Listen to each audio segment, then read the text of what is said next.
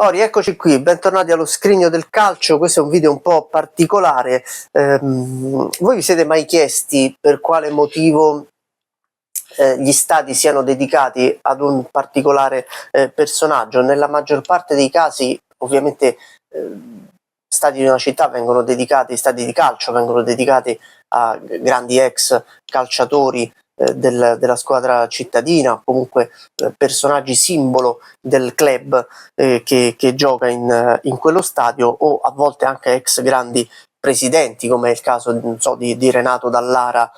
a Bologna, o grandi dirigenti come Artemio Franchi a Firenze. Poi negli ultimi anni ovviamente ci sono queste orribili denominazioni dedicate agli sponsor che tolgono completamente fascino anche ai nomi degli stadi, ma che portano soltanto quattrini nelle casse dei club, ma che davvero tolgono anche romanticismo alla volontà anche di dedicare gli stadi a chi ha fatto il bene effettivamente di quella società. E poi ci sono delle dediche particolari, come ad esempio lo stadio di Treviso, che è stato intitolato a Bono Tenni, che era un motociclista in realtà, quindi è una storia anche particolare. E poi c'è lo stadio Lamberti di Cava dei Tirreni, che è la storia che vi vado a raccontare oggi, che è dedicato a Simonetta Lamberti, che era soltanto una bambina e che fu una di quelle che vengono chiamate vittime innocenti nella lotta tra bande della criminalità organizzata, perché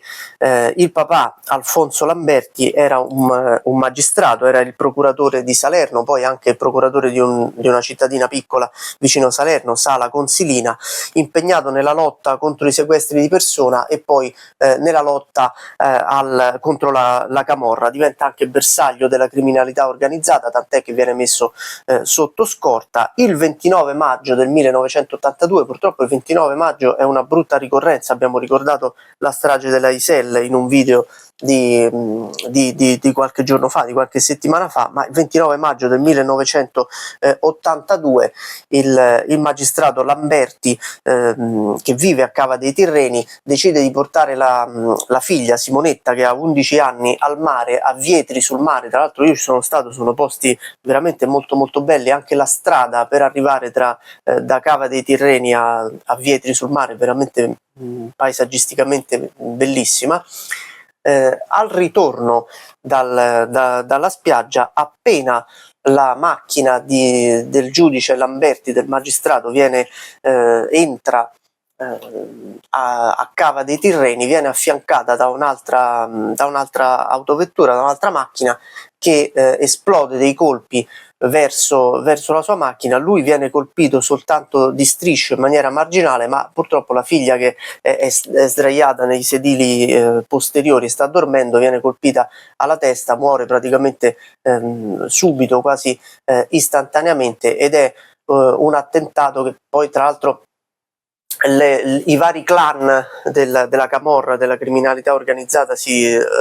rimpalleranno un po' l'uno con l'altro. Roberto Saviano negli ultimi anni ha anche detto che il mandante era il famoso boss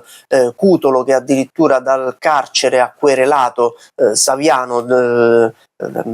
deresponsabilizzandosi da quell'omicidio lì, e ovviamente la querela è stata rigettata dalla magistratura, ma insomma non ci sono effettivamente, ci sono stati dei reo confessi, poi smentiti anche da un'inattendibilità delle loro dichiarazioni, ma insomma non è questo l'importante.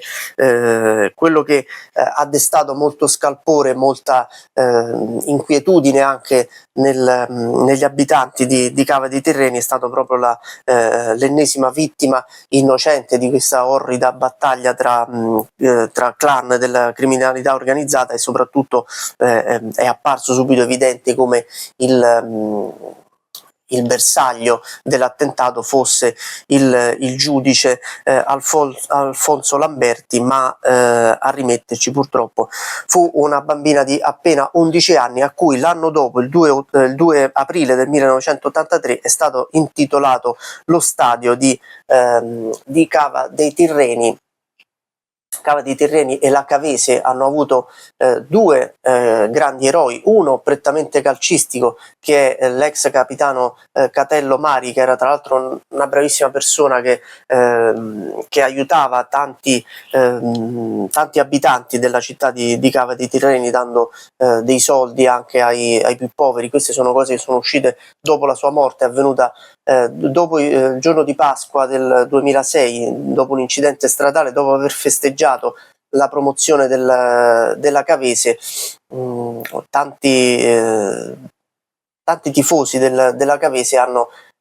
riconosciuto nel capitano della squadra un grande benefattore anche della città, e l'altro eroe, purtroppo inconsapevole, è stato Simonetta Lamberti, a cui è stato dedicato lo stadio di Cava dei Tirreni dal 1983, e come purtroppo vi ho detto, una delle tante vittime innocenti di guerre oscene che purtroppo abbiamo vissuto tanto nel nostro paese.